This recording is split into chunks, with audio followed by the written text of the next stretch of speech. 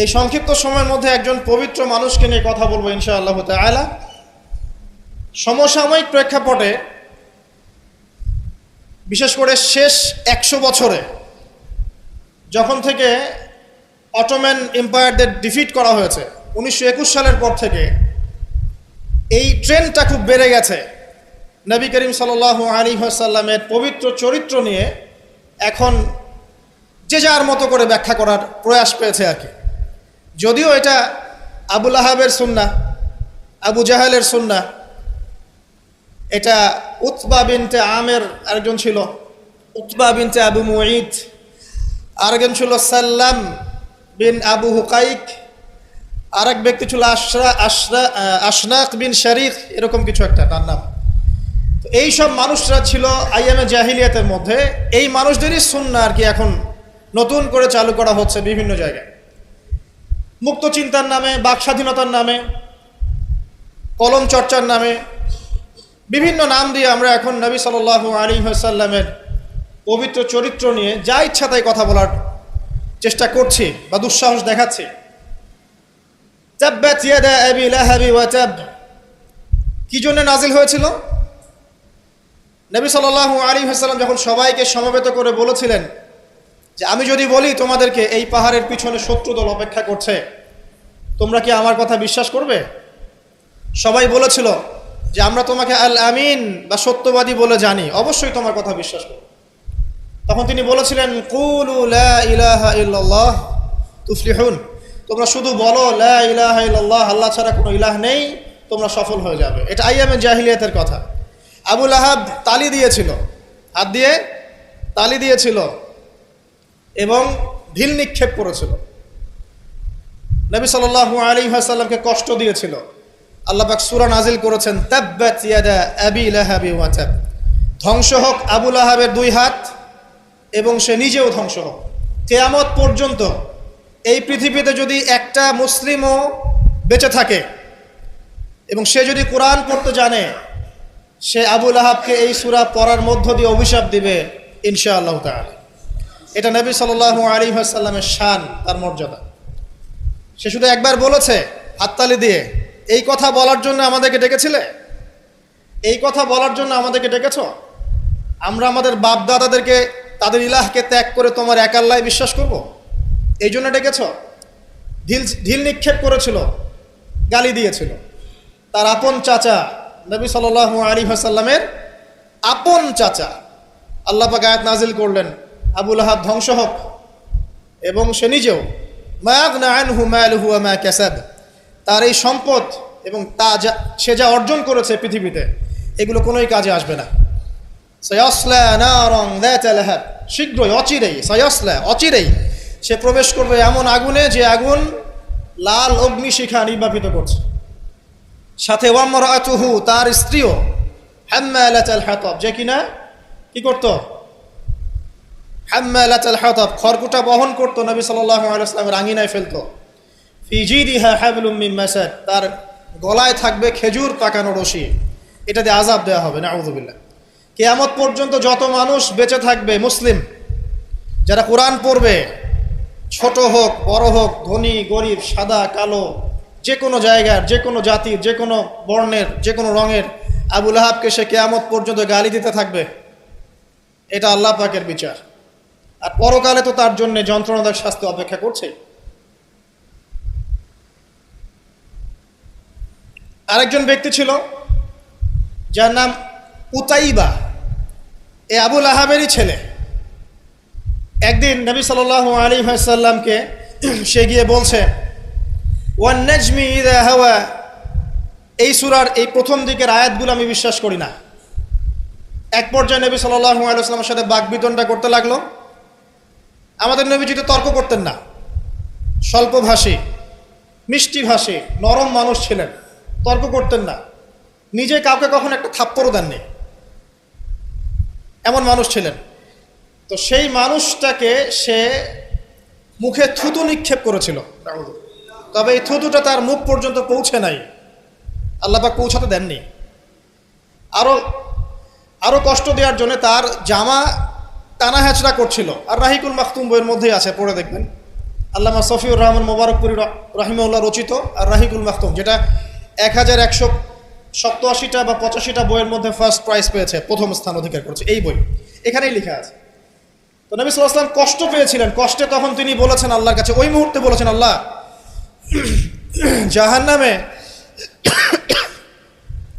জাহান্নামে তোমার যে কুকুরগুলো আছে, জাহান্নামে কুকুর আছে আযাব দেওয়ার জন্য, এগুলোর মধ্যে একটা এর পিছনে আল্লাহ তুমি লেলিয়ে দিও। এটা বদদুয়া করেছেন নবী সাল্লাল্লাহু আলাইহি ওয়াসাল্লাম। আমাদের কিছু সুশীল আছে, তারা বলতে চায় যে নবী সাল্লাল্লাহু আলাইহি ওয়াসাল্লাম কখনো কটু ভাষা ব্যবহার করতেন না, কখনোই না। প্রয়োজন বোধে নবী সাল্লাল্লাহু আলাইহি ওয়াসাল্লাম বদদুয়াও করেছেন। প্রয়োজন বোধে নবী সাল্লাল্লাহু আলাইহি ওয়াসাল্লাম টানা 1.5-2 মাস ধরে বদদুয়া করেছেন। কোথায়? রাজির ঘটনা।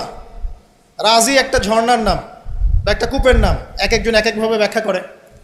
এখানে 10 জন সাহাবীকে চোরাগুপ্তা হামলা চালিয়ে হত্যা করা হয়। একদল লোক এসে বলেছিল, আপনার সাহাবীদের মধ্যে এমন কিছু সাহাবীকে পাঠান যাদেরকে আমাদের কওমে নিয়ে গেলে ইসলাম শেখা যাবে, মুআল্লিম। নবী সাল্লাল্লাহু আলাইহি ওয়াসাল্লাম 10 জন সাহাবীকে পাঠিয়েছিলেন।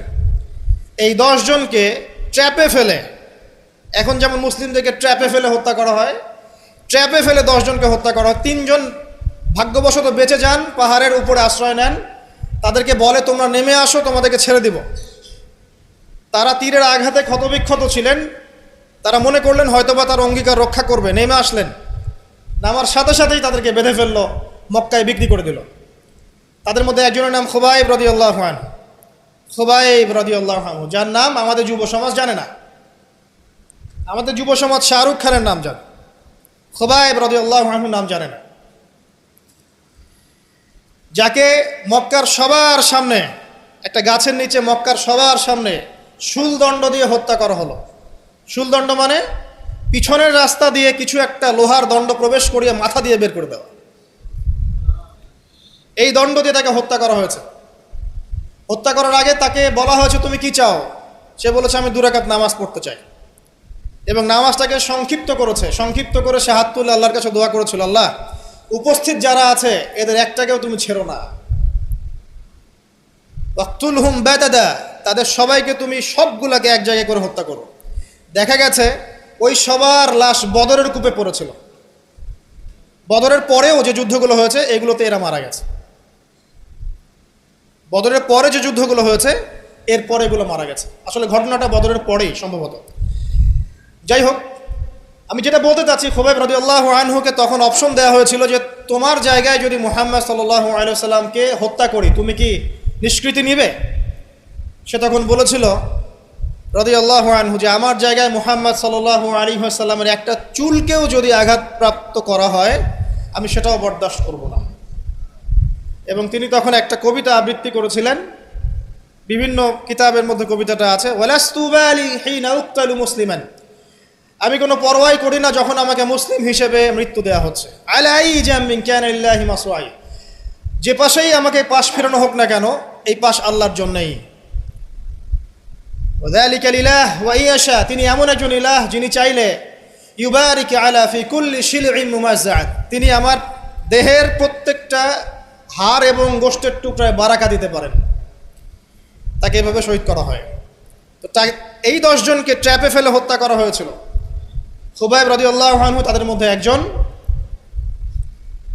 খেয়াল করে দেখেন, নবী সাল্লাল্লাহু আলাইহি ওয়াসাল্লাম এই ঘটনার পরে 1 থেকে 1.5 মাস তিনি টানা বদদুয়া করেছেন এই কওমকে যেন আল্লাহ পাক ধ্বংস করে। ঠিক আরেকটা ঘটনা এর কয়েক মাস পরে ঘটে যায়, এর নাম বীরে মাউনার ঘটনা।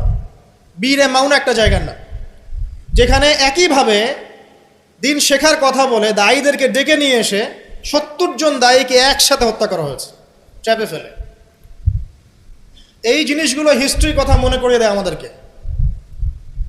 ইসলামের ইতিহাস পড়ে দেখেন, মঙ্গলরা, ওইদিকে রোমকরা, বাইজেন্টাইনরা বিভিন্ন সময় মুসলিমদেরকে ভেবে ট্র্যাপে ফেলে হত্যা করেছে।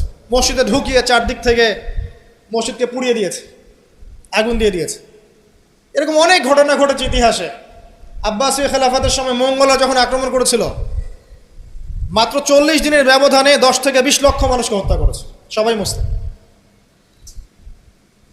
একটা কথা মনে পড়ে যায় ঘটনাটা বলতে গেলেই, ওই সময় আব্বাসীয় খেলাফতের যে মানে আমির ছিলেন বা খলিফা ছিলেন, তারা মোটামুটি দুনিয়া পূজারী হয়ে গিয়েছিলেন আর কি। দুনিয়ার যে মোহ তাদের মধ্যে ঢুকে গিয়েছে, ধন সম্পদ জমা করে করে এক একজন স্তূপ করেছিল আর কি।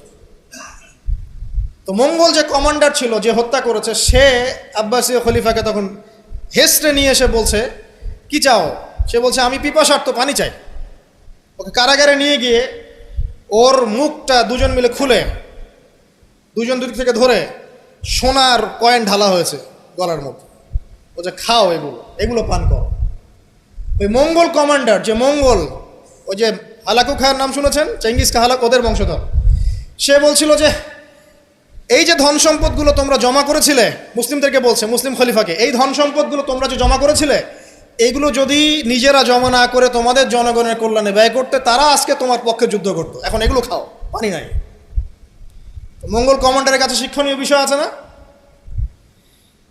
যেটা বলছিলাম, নবী সাল্লাল্লাহু আলাইহি ওয়াসাল্লাম ক্ষেত্র বিশেষে বদদুয়া করেছেন। এই ব্যক্তির সম্পর্কে বদদুয়া করেছিলেন যে আল্লাহ আমাকে কষ্ট দিয়েছে, আমার মুখে থুতু নিক্ষেপ করতে চেয়েছে, আমার পোশাক ছিঁড়ে ফেলেছে, আল্লাহ তুমি তোমার জাহান্নামের কুকুরের মধ্যে একটা কুকুরকে দিয়ে খাইয়ে দিও। এই ব্যক্তি সিরিয়ায় গিয়েছিল ব্যবসা করতে, হঠাৎ করে রাত্রেবেলা দেখে চারপাশে বাঘ। আর এগুলো কোনো গাল গল্প নয়, হঠাৎ করে বাঘ চারপাশে। সে বলছে আমি মারা যাব। তার সঙ্গী সাথীরা বলছে যে আমরা তো এখানে আছি, কোনো সমস্যা নেই, আমরা তো কিছু দেখতে পাচ্ছি না। সে বলছে না, আমি যা দেখতে পাচ্ছি তোমরা দেখতে পাচ্ছ না। রাতের অন্ধকারে ঠিকই একটা বাঘ এসে তার গলা গর্দান ছিঁড়ে নিয়ে চলে গেছে। ওই যে বদদুয়া নবী সাল্লাল্লাহু আলাইহি ওয়াসাল্লামের, এই যে ফল। আরেকদিন নবী সাল্লাল্লাহু আলাইহি ওয়াসাল্লাম নামাজ পড়ছেন কাবার হাতিমে, সেজদা দিয়েছেন।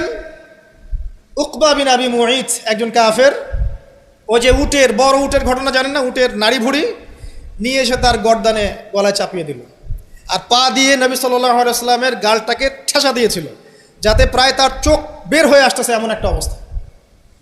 যদি কাউকে এভাবে চাপ দেওয়া হয় খুব জোরে, চোখটা লাল হয়ে যাবে না?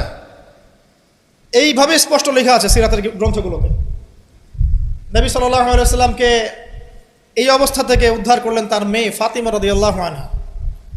আল্লাহর নবী প্রচণ্ড কষ্ট পেলেন এই দিন, প্রচণ্ড কষ্ট, এবং হাত তুলে তিনি একটা একটা করে নাম উল্লেখ করতে থাকলেন। আল্লাহ, আবু জাহেল ইবনে হিশাম, উকবা বিন আবি মুঈত, উতবা, শাইবা, রাবিআ, নাম উল্লেখ করতে থাকলেন। আল্লাহ, এদেরকে তুমি ছেড়ো না, এদেরকে দেখে নিও। নবীজি একবার যখন আল্লাহর সামনে বলবেন কিয়ামতের মাঠে, আল্লাহ আমার উম্মত, আল্লাহ আমার উম্মত, আল্লাহ পাক এক দোয়াতেই নবী সাল্লাল্লাহু আলাইহি ওয়াসাল্লামকে বলবেন, তোমার উম্মতের মধ্যে যার অন্তরে সরিষা পরিমাণ ঈমান আছে ওকে বের করে নিয়ে আসো। সেই মানুষ যদি বদদুয়া করে নাম ধরে, তাদের কি অবস্থা হবে এবার চিন্তা করেন। সেই মানুষের শান, তার মর্যাদা, তার চরিত্র নিয়ে কেউ যদি কথা বলে, কটূক্তি করে, তার অবস্থা পরকালে কি হবে চিন্তা করেন। দুনিয়াতে হয়তো কিছু হবে না, হয়তো পার পেয়ে যাবে। এই দুনিয়াটা চূড়ান্ত ফলাফলের জায়গা নয়। আর মুসলিমরা এখন দুর্বল, তাদের আল্লাহর কাছে দোয়া করা ছাড়া এখন কোনো অপশনও নাই। দোয়ার অনেক অনেক ক্ষমতা আছে। নবী সাল্লাল্লাহু আলাইহি ওয়াসাল্লাম দোয়া করলেন, এই 10 জন ব্যক্তির লাশ বদরের প্রান্তরে পাওয়া গেছে। আবু জেহেল দেখবেন বদরের নিহত হয়েছে, উতবা, শাইবা, সবগুলা বদরের কূপে। এবং কূপে যখন তাদেরকে ফেলা হয়েছে, নবী সাল্লাল্লাহু আলাইহি ওয়াসাল্লাম কূপের পাশ দিয়ে যাওয়ার সময় বলছিলেন, তোমরা কি তোমাদের জাযা পেয়ে গেছো? তখন সাহাবীরা বলছেন, ইয়া রাসূলুল্লাহ, তারা তো মাইয়িত, তারা তো শুনতে পাচ্ছে না, আপনি কার সাথে কথা বলছেন? নবীজি বললেন, অবশ্যই তারা আমার কথা শুনছে এখন। আরেকজন ব্যক্তি ছিল যে নবী সাল্লাল্লাহু আলাইহি ওয়াসাল্লামকে নিয়ে এই কবিতা, গল্প, নৃত্য, মেয়েদেরকে নাচাতো, এসব তৈরি করতো, মক্কা ছড়াতো। তার নাম আশনাক বিন শারিক। একটু বৃদ্ধ লোক ছিল, বুদ্ধিজীবী টাইপের আর কি, খুব পণ্ডিত। তো এই কাজ করতে থাকতো। নবী করিম সাল্লাল্লাহু আলাইহি ওয়াসাল্লাম বদদুয়া করেছিলেন, প্লেগ, বসন্ত, গায়ে পচন ধরার মধ্য দিয়ে লোকের মৃত্যু হয়েছে। আরও আছে, বলতে গেলে অনেক সময় চলে যাবে, আপনাদের খুতবার সময় খুব শর্ট। আমি অন্য টপিকে যেতে যাচ্ছি আর কি। আমি বলতে যাচ্ছি, এই আইয়ামে জাহেলিয়াত থেকে এটা চলে আসছে। নবী করিম সাল্লাল্লাহু আলাইহি ওয়াসাল্লামকে জীবিত অবস্থায় এই 23 বছরে মোট 16 বার হত্যা করার চেষ্টা করা হয়েছে। কতবার? এবং তাকে এই 23 বছরের নববী জীবনে প্রায় 15টা গালি খেতে হয়েছে। সাহের, জাদুকর, কাযযাব, মহামিথ্যাবাদী, ফারিকুল জামাত বিভক্তকারী, ঐক্য বিনষ্টকারী, অনেক কথা শুনতে হয়েছে, 15টার মতো। কাবা ঘরে যখন তিনি তাওয়াফ করছেন মক্কা বিজয়ের পর, তখনও তাকে চোরাগুপ্ত হামলা চালিয়ে হত্যা করার চেষ্টা করা হয়েছে। তিনি বসে আছেন, তার সামনে তরবারি নিয়ে গেছে, আল্লাহ ওহির মাধ্যমে জানিয়ে দিয়েছেন, তিনি বলেছেন তরবারি কি জন্য এনেছো? আমাকে হত্যা করার জন্য। সাথে সাথে সে মুসলিম হয়েছে। ইহুদিরা ডেকেছে, এই যে বনু নাজির গোত্র, যাদের ঘটনা সূরা হাশরের মধ্যে বর্ণিত আছে, সূরা হাশরের পিছনে দেখবেন বনু নজিরের ঘটনা আছে। বনু নজির এরা ডেকেছে নবী সাল্লাল্লাহু আলাইহি ওয়াসাল্লামকে, চুক্তি নিয়ে আমরা কথা বলবো, আমরা শান্তি নিয়ে কথা বলবো, এই জন্য ডেকেছে। নবী করিম সাল্লাল্লাহু আলাইহি ওয়াসাল্লাম আবু বকর ওমর রাদিয়াল্লাহু আনহুকে নিয়ে গিয়েছেন, দেয়ালের পাশে বসেছেন, উপর থেকে পাথর ফেলে হত্যা করার চেষ্টা করা হয়েছে। আল্লাহ পাক জানিয়ে দিয়েছেন, তিনি সেখান থেকে চলে গেছেন। প্রায় 16 বার, আমার ছোট্ট গবেষণা, সিরাতের বইগুলো পড়ে দেখেন, প্রায় 16 বার তাকে হত্যা করার চেষ্টা করা হয়েছে। তাকে জীবিত অবস্থায় প্রায় 15টা গালি খেতে হয়েছে। কিন্তু প্রত্যেকটা বিষয়ের রিফ্লেকশন একই রকম ছিল না। মাক্কি জীবনে নবী সাল্লাল্লাহু আলাইহি ওয়াসাল্লাম প্রচণ্ড সবর এবং ধৈর্যের পরিচয় দিয়েছে। দোয়া করেছেন, বদদোয়া করেছেন, হেদায়েতের দোয়া করেছেন। কিন্তু মাদানী জীবনে যখন নবী করিম সাল্লাল্লাহু আলাইহি ওয়াসাল্লাম যখন একটা স্টেটের প্রধান, রাষ্ট্রপ্রধান, তার কাছে ইকোনমিক পাওয়ার, পলিটিক্যাল পাওয়ার, সামরিক পাওয়ার সব কিছু আছে, একটা সুপার পাওয়ারের মতো, ঠিক তখন তিনি এই অপবাদগুলো সহ্য করেন নাই। একজন ব্যক্তির নাম কাব বিন আশরাফ, নবী করিম সাল্লাল্লাহু আলাইহি ওয়াসাল্লাম সাহাবীদেরকে বলেছেন, ওকে মেরে চলে আসো। সাহাবীগণ এই মিশনটা বাস্তবায়ন করেছেন। পরে আরেকজন ছিলেন সাল্লাম বিল হুকাইক, আর এক ইহুদি নেতা। নবীজি একদিন বলেন, আমাকে কষ্ট দিয়েছে, কে আছো আমার মনে শান্তি দিতে পারো? 3জন সাহাবী চলে গেলেন। খায়বারের দুর্গের মধ্যে ঢুকেই তার কেসাস করা হয়েছে। সবসময় রিফ্লেকশন একই রকম ছিল না। মক্কা বিজয়ের পরে, মক্কা বিজয়ের দিন তিনি সবাইকে ক্ষমা করে দিয়েছেন আমভাবে, শুধু কয়েক শ্রেণীর মানুষ বাদ দিয়ে, যার মধ্যে এক শ্রেণী হচ্ছে যারা নবী করিম সাল্লাল্লাহু আলাইহি ওয়াসাল্লামকে সারা জীবন বিভিন্নভাবে কথা, গান, লেখা, নর্তকী বিভিন্নভাবে তাকে কষ্ট দিত। ইবনু খাতাল নামে একজন ব্যক্তি ছিল, সে কাবা ঘরের গেলাফ ধরে ঝুলেছিল। ওই অবস্থায় আলী রাদিয়াল্লাহু আনহু তাকে হত্যা করেছে। আমি আপনাদেরকে বলছি না যে এটা সলিউশন, আমি এটা বলছি না আপনাদেরকে। আমি আপনাদেরকে বলতে চাচ্ছি, জীবিত অবস্থাতেই নবী সাল্লাল্লাহু আলাইহি ওয়াসাল্লামকে প্রায় 15টা গালি খেতে হয়েছে, তাকে 16 বার হত্যা করার চেষ্টা করা হয়েছে। কিন্তু সবসময় তার রিফ্লেকশন একই রকম ছিল না, প্রতিক্রিয়া একই রকম ছিল না। যখন মাক্কি যুগ, মুসলিমদের অবস্থা দুর্বল, মুসলিমদের হাতে কোনো রকম ক্ষমতা নেই, আলাদা রাষ্ট্র নেই, কোনো ইকোনমিক বেস নাই, আমরা সেখানে অনেকটাই দুর্বল, বেশ দুর্বল। বরং সেখান থেকে হিজরত করে চলে যেতে হয়েছে মদিনায়, তাই নয় কি? সেক্ষেত্রে ওই জায়গায় নবী করিম সাল্লাল্লাহু আলাইহি ওয়াসাল্লাম কোনো রকম সামরিক এগ্রেশন নেন নাই, কোনো রকম সামরিক বা আঘাতের বদলে আঘাত, এই টাইপের কোনো কনক্লুশনে তিনি যাননি। সবর করেছেন, বদদোয়া করেছেন। ঠিক যেমন আমি বললাম, আমাদের করণীয় এখন এটাই, সবর করতে হবে, আপনাকে বদদোয়া করতে হবে, আপনি নিজের রাসূলের আদর্শের উপর থেকে দেখাবেন, ইত্যাদি ইত্যাদি। এখন আপনার সেই ক্ষমতা নাই, সিম্পল। এখন আপনি এরকম কোনো ইনিশিয়েটিভ নিতে যাবেন না। এই অবস্থায় আপনি এরকম কোনো ইনিশিয়েটিভ নিতে যাবেন না যেমনটা নবীজি মদিনায় নিয়েছিলেন। তাহলে মুসলিমরা উল্টা ক্ষতির মধ্যে পড়তে পারে, বরং জমিন মুসলিমদের জন্য আরও সংকুচিত হয়ে আসতে পারে। কিন্তু মদিনার যুগে নবী সাল্লাল্লাহু আলাইহি ওয়াসাল্লামের যখন সেরকম ক্ষমতা ছিল, তখন তিনি অ্যাকশন অন্যরকম নিয়েছেন। যদি কখনো এই জমিনে আল্লাহ পাক ইসলামকে আবার সেই জায়গায় নিয়ে যান, তখন সেই অ্যাকশন নেওয়া হয়। চোরের যে হাত কাটে, চুরি করলে হাত কেটে দেওয়া হয়, এটা কি আপনি এ ধরনের কোনো সিচুয়েশনে বাস্তবায়ন করতে পারবেন? পারবেন না, সিম্পল, বিকজ এটা ইসলামিক স্টেট নয়। যদি কোনো জায়গায় আল্লাহ পাক পৃথিবীর কোনো জায়গায় ভবিষ্যতে কোথাও এরকম কোনো স্টেট কায়েম করেন, আল্লাহ চাইলে করতে পারেন, আল্লাহ চাইলে পারেন, যেটা এখন মোটামুটি বলতে গেলে সারা বিশ্বে কোথাও নাই। যেখানে যেখানে আছে একটু আইওয়াশ, এটা আইওয়াশই, আমার কাছে এটা আইওয়াশ। কারণ চোরের হাত কেটে যদি আমি ইহুদিদের সাথে বন্ধুত্ব করি, তাহলে এটা কতটুকু ইসলামিক রাষ্ট্র হলো সেটা আল্লাহ ভালো জানে। কথা বুঝতে পারছেন? চোরের হাত কাটলাম ঠিকই, কিন্তু আমি এদিকে আমার ইকোনমিক সেকশনে, সামরিক সেকশনে সব ইহুদি খ্রিস্টানদের সাথে আমি বন্ধুত্ব করে রেখেছি, এটা কতটুকু ইসলামিক স্টেট আল্লাহ ভালো জানে। যাই হোক, ওদেরকে নিয়ে মাথা ব্যথা নাই। বিষয়টা হচ্ছে, যদি কখনো আল্লাহ পাক এমন কোনো জায়গা দেন মুসলিমদেরকে ভবিষ্যতে, তখন চোরের হাত ঠিকই কাটা হবে, তখন ব্যভিচারের শাস্তি ঠিকই দেওয়া হবে, জেনার জন্য বেত্রাঘাত করা হবে, ইত্যাদি ইত্যাদি। কিন্তু সেটা তো আপনি এখন করতে পারবেন না। তাই এখন কোনো আত্মঘাতী অবস্থায় যাবেন না, এটা সবচেয়ে বড় কথা। আমার আগে সবচেয়ে প্রথম নসিহত, নবী করিম সাল্লাল্লাহু আলাইহি ওয়াসাল্লামকে নিয়ে অনেক কথাবার্তা হচ্ছে, চারপাশে হবে, এমন কোনো আত্মঘাতী পদক্ষেপ নেবেন না যাতে ইসলাম আরও সংকুচিত হয়, মুসলিমদের অবস্থা আরও খারাপ হয়ে যায়। এখন কি করবেন সেটা আমি আগে বলছি। প্রথম কথা হচ্ছে, এখন আপনাকে আমাকে নিজেকে আগে নবী সাল্লাল্লাহু আলাইহি ওয়াসাল্লামের সুন্নতের উপর দাঁড়াতে হবে। আমি প্রতিদিন ক্লিন শেভ করি, আর নবী সাল্লাল্লাহু আলাইহি ওয়াসাল্লামকে কেউ কটূক্তি করেছে, তাকে নিয়ে আমার মাথা ব্যথার শেষ নাই। আগে নিজের গালে দাড়ি নিয়ে আসো তুমি। আমি 5 ওয়াক্ত সালাতই আদায় করি না, ইসলামকে নিয়ে কেউ যদি ব্যঙ্গ করে, আমি এমন শোডাউন শুরু করি যাতে মনে হয় আমি একমাত্র পাক্কা মুসলিম, আর কেউ মুসলিমই না। আগে নামাজ পড়েন 5 ওয়াক্ত,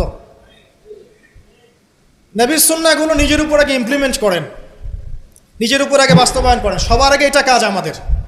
দ্বিতীয় কাজ কি? নিজের পরিবারের মধ্যে ইসলামের নবী সাল্লাল্লাহু আলাইহি ওয়াসাল্লামের যে সুন্নাহগুলো আছে সেটা বাস্তবায়ন করা। এখানে তো কেউ আপনাকে চাপ প্রয়োগ করছে না। আপনি চাইলে আপনার পরিবারটাকে ইসলামিক পরিবার হিসেবে গড়ে তুলতে পারেন। এটা আপনার প্রথম দায়িত্ব, প্রথম দিকের কাজ।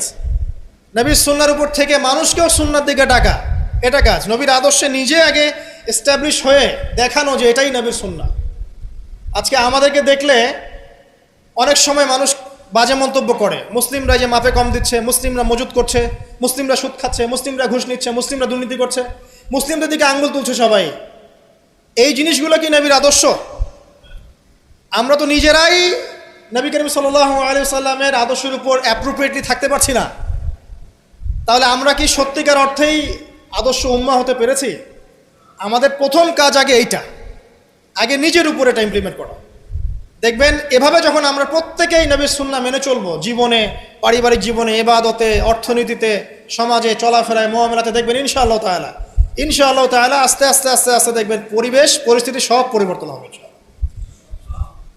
তাই প্রথম নসিহত, অনেকেই কিছু উগ্রপন্থী কমেন্ট করে থাকেন ফেসবুকে, এইটা ওইটা, এগুলো তো যাবেন না প্রিয় ভাইয়েরা।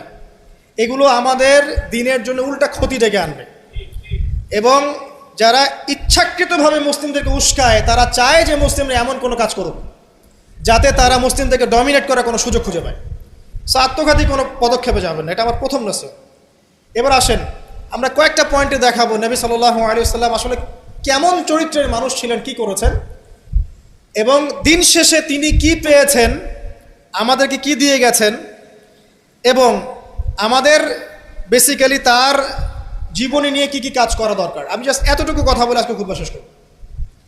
আমি একটা পয়েন্ট দিয়ে শুরু করছি। 1 নাম্বার, দেখেন নবী করিম সাল্লাল্লাহু আলাইহি ওয়াসাল্লাম যে সমাজে ছিলেন, আইয়ামে জাহিলিয়াত বলি না আমরা, কেন বলি? কারণ সেখানে জাহেলি কাজ হতো। এই তো জাহেলি কাজ মানে অজ্ঞতাপূর্ণ কাজ, মূর্খতাপূর্ণ কাজ।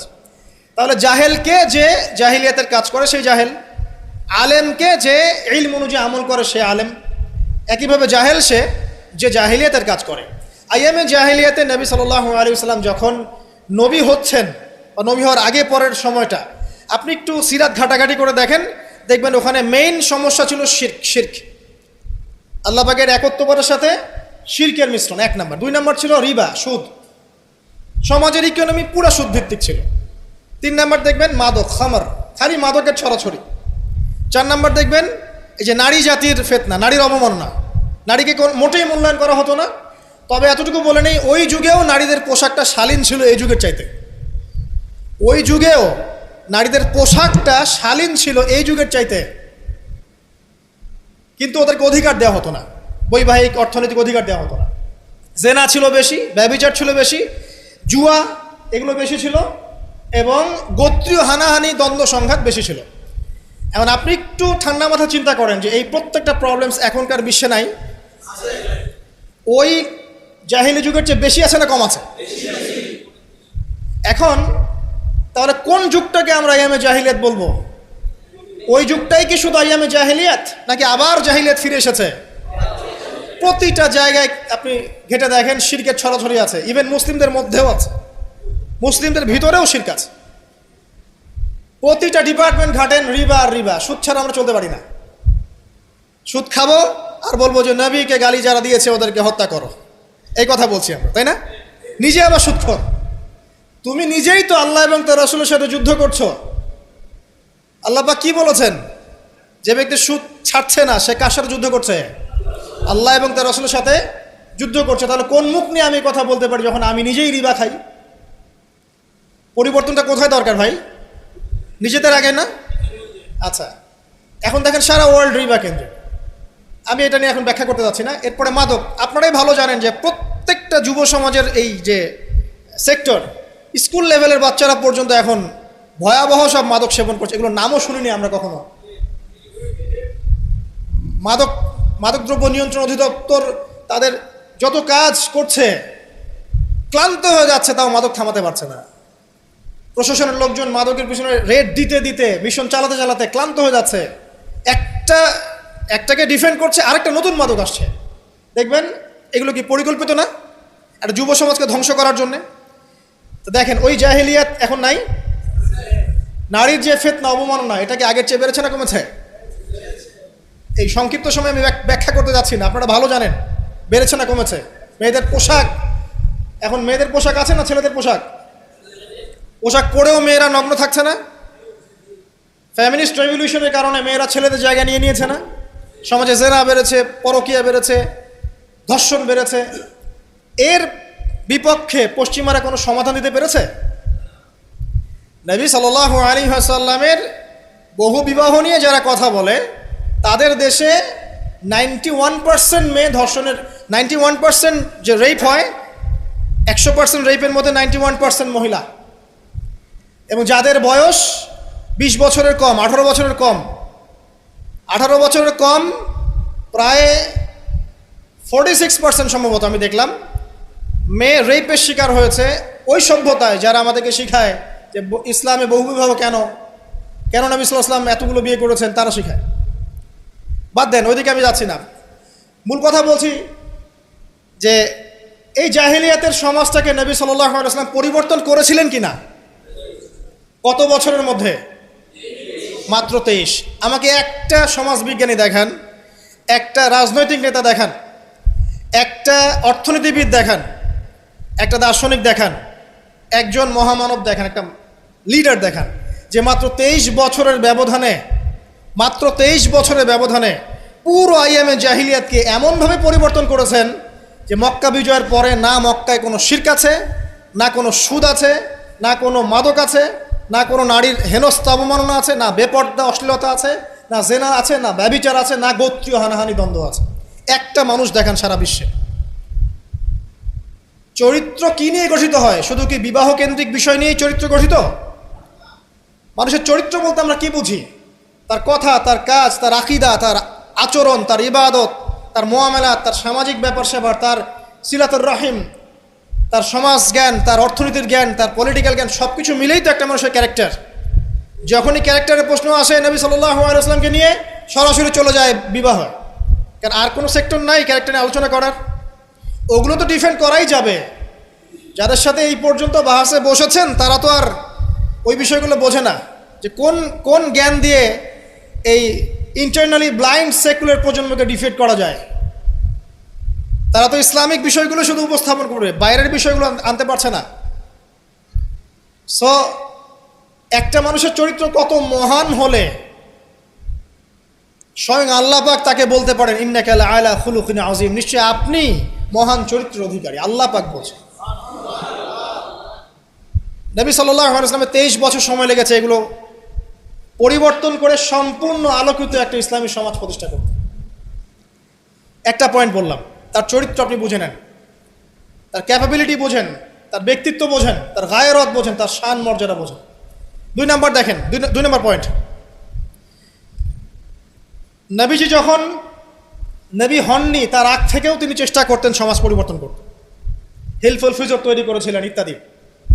40 বছর বয়সে যখন ওহী আসলো, 40 বছর বয়সে যখন ওহী আসলো, কি আসলো? আল কোরআন এবং তার ব্যাখ্যা সুন্নাহ। এই কোরআন এবং সুন্নাহকে কাজে লাগিয়ে, এর শিক্ষা দিয়ে, এর জ্ঞানটাকে প্রচার করে, মানুষের মধ্যে এর জ্ঞানটাকে ইনস্টল করে নবী সাল্লাল্লাহু আলাইহি ওয়াসাল্লাম পুরো সমাজটাকে সংস্কার করলেন। তাহলে এই যে জ্ঞানতাত্ত্বিক বিপ্লব, আমরা যেটা কথা বলি জ্ঞানতাত্ত্বিক বিপ্লব, জ্ঞানের রেভলিউশন, জ্ঞান নিয়ে কথা বলা, শিক্ষা দেওয়া, শিক্ষার মাধ্যমে অজ্ঞতার অন্ধকার দূর করা, কে সবার আগে করেছে এই 1400 বছর হিস্ট্রিতে? যারা এখন আমাদেরকে সায়েন্টিফিক এবং টেকনোলজিক্যাল জ্ঞানের কথা বলে, ওই পশ্চিমা সভ্যতাই, তারা কতদিন হলো সভ্য হয়েছে? কতশো বছর আগে সেখানে ফরাসি বিপ্লব হয়েছে, কত শতাব্দী হলো সেখানে সায়েন্টিফিক এবং টেকনোলজিক্যাল রেভলিউশনগুলো হয়েছে? 100-200 বছর, সর্বোচ্চ 300 বছর। 1400 বছর আগে নবী সাল্লাল্লাহু আলাইহি ওয়াসাল্লাম ইকরা দিয়ে জ্ঞানের রেভলিউশন করেছে, সাহাবীদেরকে জ্ঞান শিক্ষা দিয়েছেন। কোন জ্ঞান? অভ্রান্ত সত্যের উৎস, ওয়াহির জ্ঞান। ওরা যে জ্ঞান শিখাচ্ছে সেটা কি? বস্তুবাদী জ্ঞান। এখানে পরকাল নাই, এখানে আপনার জিন নাই, মালায়েকা নাই, বেহেশত নাই, জান্নাত নাই, জাহান্নাম নাই, হিসাব নাই, মিজান ফজিলত কিছুই নাই, ঈশ্বর নাই, গডলেস এডুকেশন সিস্টেম। ওদের ভাষায় গড বলেছে, এটা নিয়ে আবার বিতর্কিত করেন না। কথা বলতেও ভয় পাই আমি, না জানি। আর আমি মুসলিমদেরকে বেশি ভয় পাই, কারণ তারাই বিতর্কিত করতে বেশি পছন্দ করে। গডলেস বলতে বুঝিয়েছি তাদের ভাষায় ঈশ্বরহীন একটা সিস্টেম। তো আমরা জ্ঞানের যে সিলসিলা দিয়েছি 1400 বছর আগে, ইকরা বিসমি রাব্বিকাল্লাযী খলাক দিয়ে, প্রত্যেকটা সাহাবী আবু বকর, ওমর, ওসমান, আলী থেকে শুরু করে একদম শেষ পর্যন্ত দেখবেন সবাই এই জ্ঞানের আলোয় আলোকিত হয়েই সমাজ পরিবর্তন করেছে। মক্কার 13 বছরে আমরা ছিলাম, একজন সাহাবী কি কোনো কাফেরের উপর হাত তুলেছিল? দেখাতে পারবেন? কোনো কাফেরকে একজন সাহাবী হত্যা করেছে বা আঘাত করেছে বা থাপ্পড় দিয়েছে? বরং আপনি দেখবেন শত শত কাফের তারা মুসলিমদেরকে আঘাত করেছে, নির্মম নির্যাতন করেছে। বেলাল রাদিয়াল্লাহু আনহুকে শুয়ে পাথর বিছিয়েছে, চাবুক মেরেছে, গা পুড়িয়ে দিয়েছে, কত কি করেছে। আবিসিনিয়ায় চলে যেতে হয়েছে, তায়েফে গিয়ে নবী সাল্লাল্লাহু আলাইহি ওয়াসাল্লামকে নিজের মার খেয়ে আসতে হয়েছে। এই যে 13 বছর সহনশীলতার পরিচয় দিয়েছেন এই শিক্ষায় শিক্ষিত মানুষরা, তারা কি উগ্র ছিলেন? তারা সন্ত্রাসী ছিলেন? তাদেরকে কি তরবারির জোরে ইসলাম কবুল করানো হয়েছে? এই 13 বছর যে সাহাবীরা ইসলাম কবুল করেছেন তারাই তো পরে বদরের যুদ্ধ করেছে, পরে উহুদে গিয়েছেন, পরে খন্দক খায়বারে গিয়েছে। এই যে বেসিকটা তৈরি করেছি আমরা মক্কার 13 বছরে, এই 13 বছরটা কি উগ্রতা দিয়ে প্রদর্শন করা হয়েছিল? কোন রকমের আগ্রাসী মনোভাব প্রচার করা হয়েছে?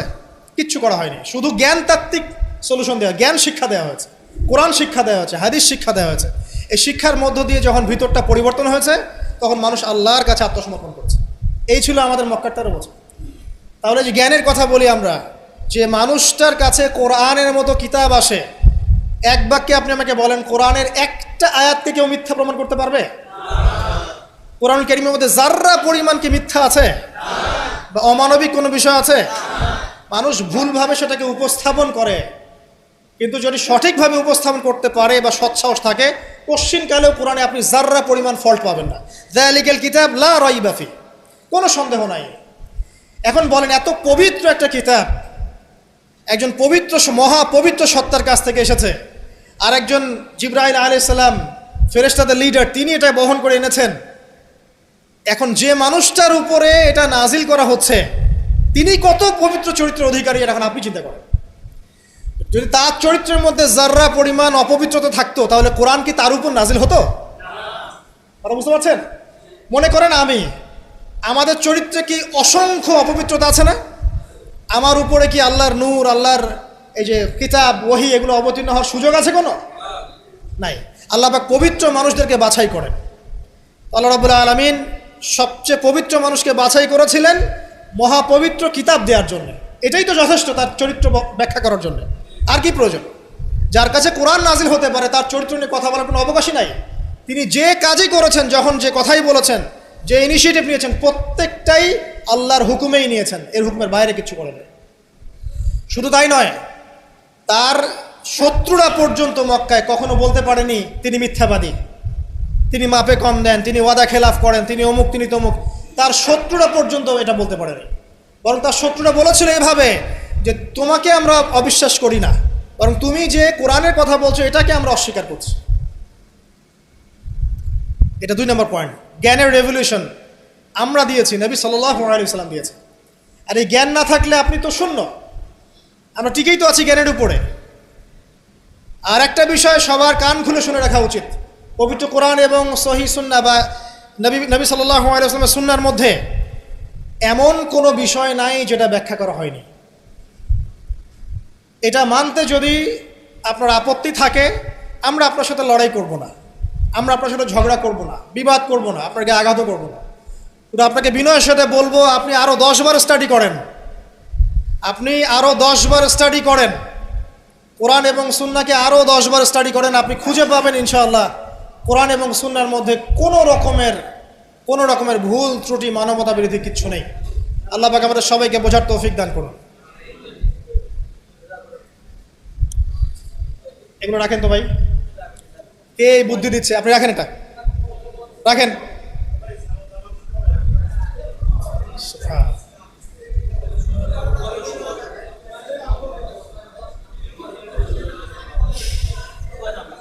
কয়টা পয়েন্ট বলেছি ভাই? শেষ করছি, সময় কম। তৃতীয় পয়েন্ট শোনেন, তৃতীয় পয়েন্টটা শোনেন। নবী করিম সাল্লাল্লাহু আলাইহি ওয়াসাল্লাম শুধু এমন মানুষ ছিলেন না যিনি শুধু কোরআন শোনার কথাগুলো নিজেই বলে ক্ষান্ত হয়েছেন, নিজের উপর আমল করেন নাই। এমন মানুষ তিনি ছিলেন না। প্রত্যেকটা আয়াত এবং হাদিস যখন এসেছে তার কাছে, তিনি নিজে আগে সেটার উপর আমল করে দেখিয়েছেন। দেখেন, একজন মানুষ দিন প্রচার করছেন, একজন মানুষ যিনি পরিবার চালানোর জন্যে রুজি রোজগারের চেষ্টা করছেন, একজন মানুষ তিনি পিতার দায়িত্ব পালন করছেন, একজন মানুষ তিনি স্বামীর দায়িত্ব পালন করছেন। নবী সাল্লাল্লাহু আলাইহি ওয়াসাল্লামের স্ত্রীরা কি তার প্রতি অসন্তুষ্ট ছিল? একজন মানুষ যিনি আবার যখন মদিনায় গেছেন তখন সেখানকার সামরিক বিষয় ডিল করছেন, পররাষ্ট্রনীতি অ্যাপ্লাই করছেন, রাজা বাদশাদের কাছে ইসলামের দাওয়াত দিচ্ছেন, যখন প্রয়োজন হচ্ছে তখন বদরের মাঠে তিনি অস্ত্র ধরছেন। একজন মানুষ যে এতগুলো কাজ করছেন, এই ভার্সেটাইল ক্যারেক্টার পাওয়া যাবে একটা মানুষ দেখান মহাবিশ্বে।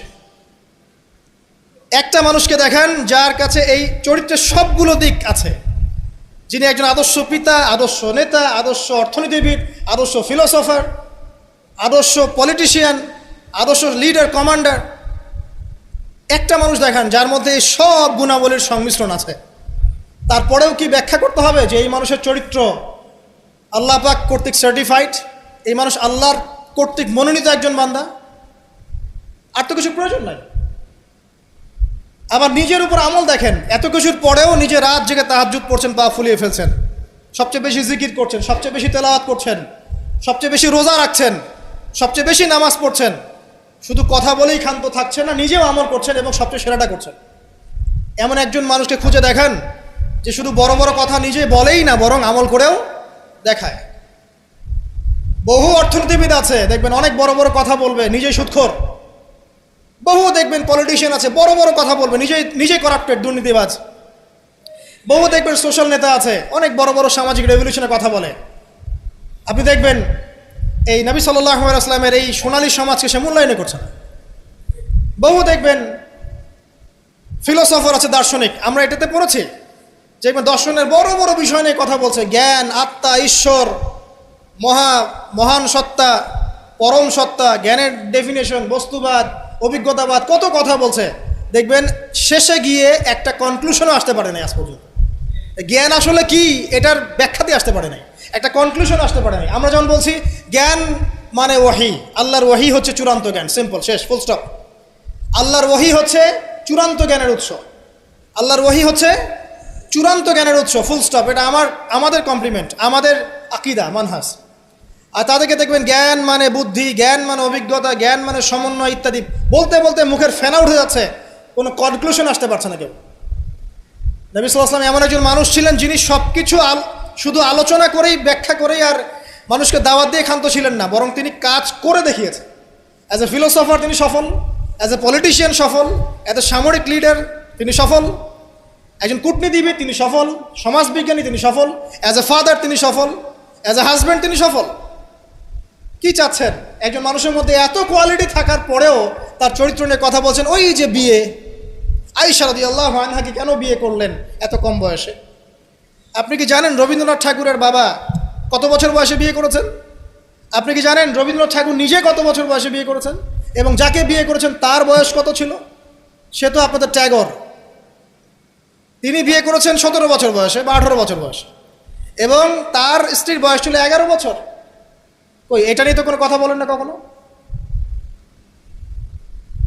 সুবহানাল্লাহ, এটা বলতে গেলেও সময় চলে যাবে। তাওরাত, ইহুদিরা কথা বলে এখন এগুলো নিয়ে। তালমুদ, ওদের একটা কিতাব আছে তালমুদ, ওখানে এমনও লেখা আছে যে 9 বছরের নিচে মেয়েকে বিয়ে করাটা পুণ্যের কাজ। নেন, ইহুদি ওল্ড টেস্টামেন্টেও আছে এটা। মনুসংহতি একটা কিতাব আছে, বই, কিতাব বলা ঠিক হবে না, সেখানেও এসেছে মেয়ের যখন বয়স মানে বয়সন্ধিকালে আসবে, ঋতুস্রাব হচ্ছে, তাকে বিয়ে দিতে হবে। আমরা রামায়ণ পড়েছি, একটু জিজ্ঞাসা করবেন ওদেরকে বিনয়ের সাথে, আচ্ছা আমাকে কাইন্ডলি বলেন, রাম আর সীতার যখন বিয়ে হয়েছে সীতার বয়স কত ছিল? যদি সে অনেস্ট হয়ে থাকে তাকে অ্যান্সার করতে বলেন। কত বছর বলেন? কত বছর? 7 বছর। নেন এবার বহু বিবাহ নিয়ে কথা বলছেন, আপনাদের অবতারদের হিস্ট্রি ঘেটে দেখেন কতটা করে বিয়ে করেছে। কি বুঝাতে যাচ্ছেন? মানে একটা মানুষের চরিত্র ব্যাখ্যা করার জন্য একটা অপশন, সেটা হলো মেয়ে, নারী, ওইটা দিয়ে টান দিলেই মানে চরিত্র কালার করা যায়। সবচেয়ে বড় কথা শোনেন, হাদিসটা সহিহ বুখারীতে এসেছে, কিন্তু সবচেয়ে বড় কথা হচ্ছে অনেক স্কলার মুসলিম বিশ্বের, তারা কিন্তু এর সাথে অনেক সময় দ্বিমত পোষণ করেছেন যে সত্যিকার অর্থে আয়েশা রাদিয়াল্লাহু আনহার বয়স তখন 9 ছিল কি না, এটা নিয়ে অনেক কথা আছে। আমি শুধু না, অনেকেই কথা বলেছে। হিস্ট্রি ঘেটে দেখেন, অনেক আলেম কথা বলেছেন। কেউ বলেছেন তখন বয়স ছিল 15, কেউ বলেছেন 17, কেউ বলেছেন 18। একজন তো গাণিতিক হিসাব মিলিয়ে দেখিয়েছেন যে বয়স ছিল তখন 18। আর একটা কথা আসলেই চোখ বন্ধ করে এটাকে হজম করে নিয়ে আমরা এটাকে ডিফেন্ড করার চেষ্টা করি। সুবহানাল্লাহ। বাদ দেন, ওইদিকে যাচ্ছি না। আমরা এই বিষয়গুলোকে নিয়ে তর্ক করার জন্য খুতবার আয়োজন করছি। তার চরিত্রের যে মৌলিক বিষয়গুলো, এগুলো সমাজের সামনে উপস্থাপন করাটা মূল উদ্দেশ্য। আমি 3টা পয়েন্ট বলেছি, আরেকটা পয়েন্ট বলছি শোনেন। নবী করিম সাল্লাল্লাহু আলাইহি ওয়াসাল্লাম এই যে 23 বছরের জীবনীটা কথা বলেছি, প্রথম 3 বছর গোপনে দাওয়াত দিয়েছেন, এরপর প্রকাশ্যে দাওয়াত দিয়েছেন, ধৈর্যশীল ছিলেন, সবর করেছেন, মার খেয়েছেন, নিজের মাতৃভূমি ছেড়ে চলে গেছেন, সেখানে তাকে আল্লাহ পাক ক্ষমতা দিয়েছেন। আমি আপনাকে তার স্যাক্রিফাইসগুলো দেখাচ্ছি, একটু স্যাক্রিফাইসগুলো দেখেন। তিনি কি ভালো ঘরের সন্তান ছিলেন না? তার কি টাকা পয়সার অভাব ছিল? তার স্ত্রী খাদিজা রাদিয়াল্লাহু আনহা, যাকে তিনি 40 বছরের একজন নারীকে তিনি বিয়ে করেছেন, এই জায়গায় কিন্তু তাদের কোনো কথা নাই। আছে যখন তার বয়স মাত্র 25 বছর, কোন 25 বছরের যুবক 40 বছরের নারীকে বিয়ে করতে চাইবে? এবং তিনি যতদিন জীবিত ছিলেন ততদিন তিনি আরও স্ত্রী গ্রহণ করেন নাই। বাদ দেন, তার কিন্তু টাকা পয়সা, আধিপত্য, প্রতিপত্তি, বংশের এগুলোর গৌরবের অভাব ছিল না। তারপরেও তার স্যাক্রিফাইসগুলো দেখেন।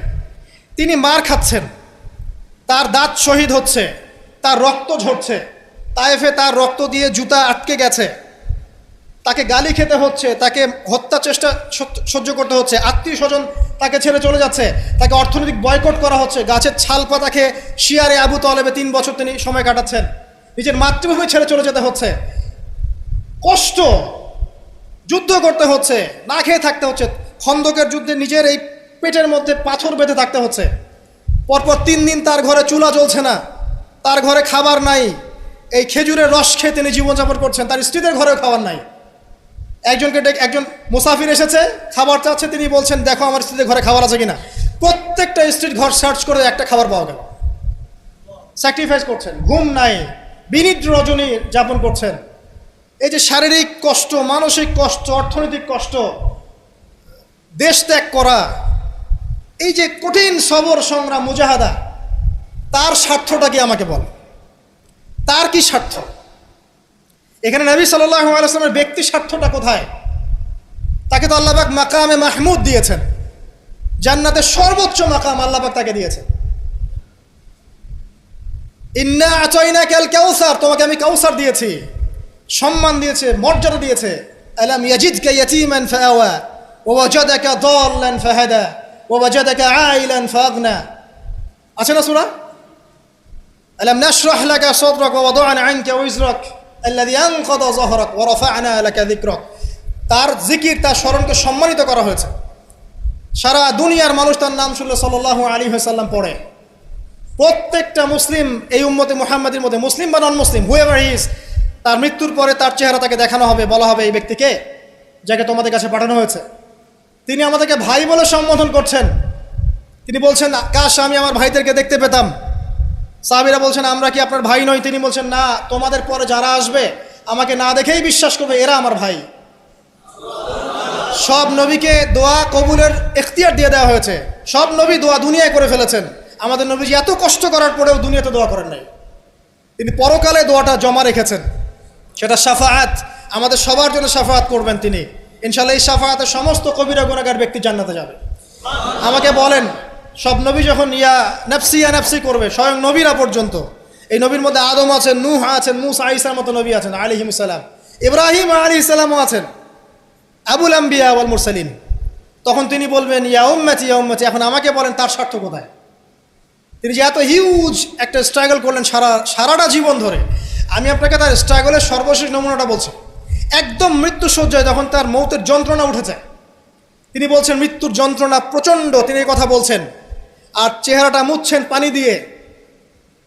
তখন ফাতিমা রাদিয়াল্লাহু আনহা এসে বলছেন, আমার বাবার কষ্ট, আমার বাবার কষ্ট। আর ফাতিমা রাদিয়াল্লাহু আনহাকে তিনি কানে কানে একটা কথা বললেন। ফাতিমা রাদিয়াল্লাহু আনহা হাসতে শুরু করলেন। তখন আয়েশা রাদিয়াল্লাহু আনহা পরে জিজ্ঞাসা করেছিলেন যে, কি বলেছে তোমাকে তোমার বাবা? তিনি বলেছিলেন যে, আমাকে আমার বাবা বলেছে যে এই যন্ত্রণায় তার ইন্তেকাল হবে। তখন আমি কাঁদতে শুরু করলাম। তারপরে আমাকে তিনি বললেন, আমার পরিবারের মধ্যে তুমি সবার আগে আমার সাথে দেখা করবে জান্নাতে। তখন আমি হাসতে শুরু করলাম।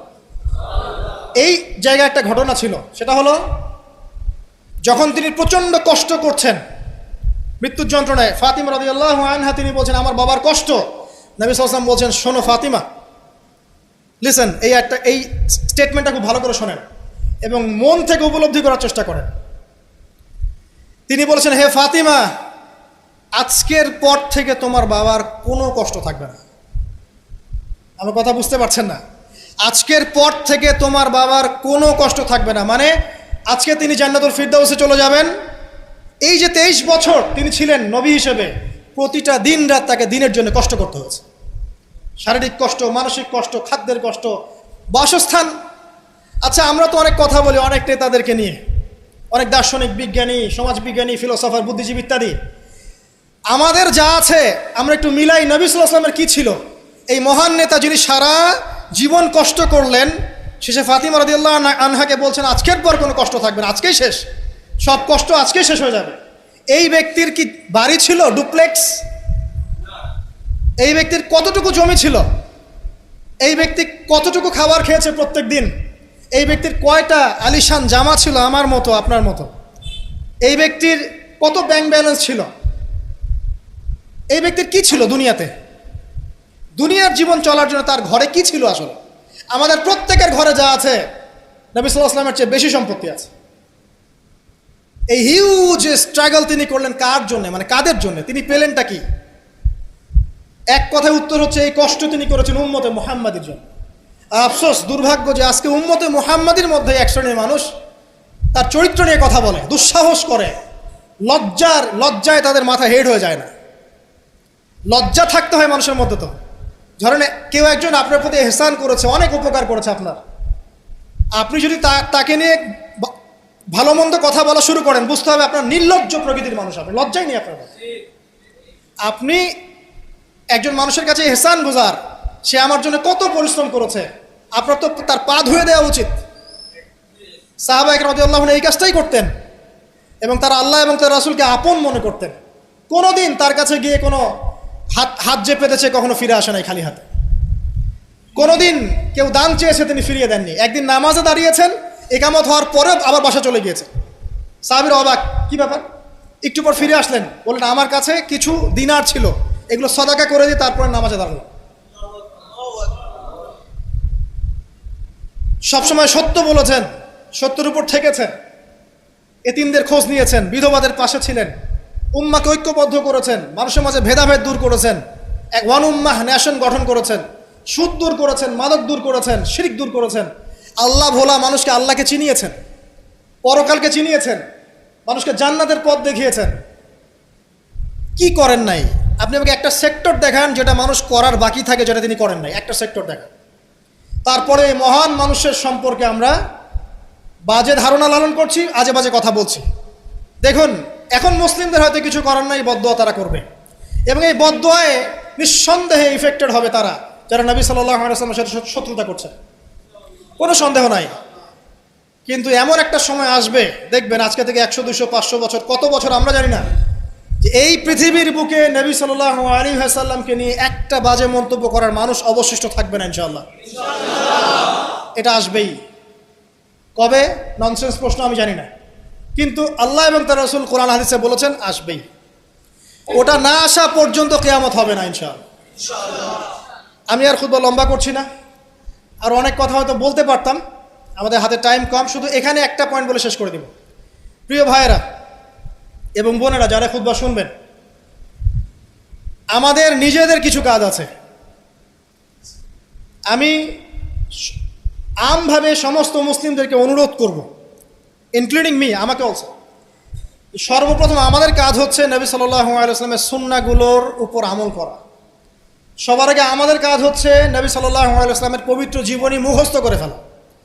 এখন ওয়াদা করেন আল্লাহর কাছে যে আগামী 1 থেকে 2 মাসের মধ্যে আপনি যে যেখানে পড়াশোনা করছেন করেন, আমার কোনো আপত্তি নাই। নবী সাল্লাল্লাহু আলাইহি ওয়াসাল্লামের পবিত্র জীবনী অন্তত আর রাহিকুল মাখতুম বইটা মুখস্থ করে ফেলবেন। আপনি নিজে কতটুকু জানেন নবী সম্পর্কে, এটা বড় টেস্ট। আমাদের নিজেদেরকে আগে জানতে হবে নবী সম্পর্কে, আমরা জানি কতটুকু। আমি হয়তো অনেক একটু এগ্রেসিভলি কথাগুলো বললাম, কিন্তু এটা দুঃখের সাথে বলছি যে আমাদের যুব সমাজ নবী সাল্লাল্লাহু আলাইহি ওয়াসাল্লামকে চিনে না। তারা জানে না তার নাম কি, তার বংশ কি, তার শৈশব কেমন করে কেটেছে, তার স্ত্রী কতজন, তাদের নাম কি, তিনি মক্কায় কখন কি করেছেন, মদিনায় কি করেছেন, কখন হিজরত করেছেন, তার হাদিসগুলো কি কি, তার 100টা হাদিস তারা কখনো পড়ে দেখে নাই, 10টা হাদিস তারা আরবি সহ বলতে পারে না, তার উপর নাজিলকৃত আল কোরআন পড়ে দেখছে না, পড়া শিখছেও না। দেখেন, এরকম ধ্বজভঙ্গ উম্মাহ দিয়ে কখনো ইসলামের রেভলিউশন সম্ভব না। যত বড় বড় কথা বলেন না কেন, যতদিন যাবে জমিন আরও সংকীর্ণ হতে থাকবে। যতক্ষণ পর্যন্ত না আমরা আমাদের অবস্থা পরিবর্তন করব, ততক্ষণ পর্যন্ত আমাদের অবস্থার উন্নতি আল্লাহ পাক দিবেন না। ইন্নাল্লাহা লা ইউগাইয়িরু বিকাওমিন হাত্তা ইউগাইয়িরু মা বিআনফুসিহিম। আল্লাহ পাক কোনো কওমের অবস্থা ততক্ষণ পরিবর্তন করেন না যতক্ষণ তারা নিজেরা তাদের অবস্থা পরিবর্তনের চেষ্টা না করে। অতএব প্রথম কাজ আমাদেরকে আমাদের নবী সম্পর্কে জানতে হবে। আপনার প্রতিবাদের ভাষা হবে জ্ঞানের মধ্য দিয়ে। আমি নবী সাল্লাল্লাহু আলাইহি ওয়াসাল্লাম সম্পর্কে জানবো, তার হাদিসগুলো মুখস্থ করব, তার সুন্নাহ মাফিক চলবো, চলে দেখাবো, এটাই আমার প্রতিবাদ। কথা কি বুঝতে পারছেন? এটাই হবে আমার প্রতিবাদ, যে আমি নবী সম্পর্কে জানবো, তার সিরাত ছোটস্থ মুখস্থ করে ফেলবো, নবীজির জীবনী সম্পর্কে জানবো, তার সম্পর্কে যে বাজে কথাগুলো বলা হয় এগুলোর কাউন্টার জবাব দেওয়ার জ্ঞান আমার থাকবে। আমি তার হাদিসের উপর আমল করব, মানুষকে দাওয়া দিব, এটাই হবে আমার প্রতিবাদ। প্রতিবাদের অনেক ভাষা থাকে, শুধু উচ্চবাচ্য করলেই প্রতিবাদ হয় না। নিজেদেরকে আগে আমাদেরকে তার আদর্শের উপর এস্টাবলিশ হতে হবে, তখন গিয়ে ওই আয়াতের উপর আমল হবে। লাকাদ কানা লাকুম ফি রাসূলিল্লাহি উসওয়াতুল হাসানাহ। এবং এই উসওয়াতুল হাসানা আমরা জীবনের সব ক্ষেত্রে বাস্তবায়নের চেষ্টা করবো ইনশাআল্লাহু আযজা ওয়া জাল। প্রিয় ভাইরা, রাসূলের সিরাত পড়ুন, সিরাত মুখস্থ করুন, নবী সাল্লাল্লাহু আলাইহি ওয়াসাল্লামের হাদিসগুলো মুখস্থ করুন, পড়ুন। কোরআন অবশ্যই পড়া শিখুন, কোরআনের দাওয়াত মানুষকে দিন। উগ্র পন্থায় যাবেন না, একই সাথে শৈথিল্যতাবাদীও হবেন না, মধ্যম পন্থায় থাকেন, ইসলামের দিকে মানুষকে ডাকতে থাকেন। রাতারাতি কোনো ফলাফল পাওয়া যায় না, আস্তে আস্তে আস্তে আস্তে দেখবেন ফলাফল আসবে। নিজেদের সন্তানদেরকে কোরআন শেখান, হাদিস শেখান, নবীর আদর্শ শেখান, মসজিদ মাদ্রাসাগুলো গড়ে তোলেন, আবাদ করেন, সিলেবাসে পরিবর্তন আনেন, আধুনিকতা নিয়ে আসেন। যে জ্ঞান অর্জন করলে তারা দুনিয়া আখিরাত দুটি অর্জন করতে পারবে, এই জ্ঞানে তাদেরকে শিক্ষিত করেন। এবং ইলমের সাথে, প্রজ্ঞার সাথে, নূর বসিরার সাথে, মাউইজাতুল হাসানা, এগুলো দিয়ে আপনি ইসলামের দুশমনদের মোকাবেলা করেন। আল্লাহ পাক আমাদের সবাইকে নবী সাল্লাল্লাহু আলাইহি ওয়াসাল্লামের আদর্শবান হওয়ার তৌফিক এনায়েত করুন, আমিন।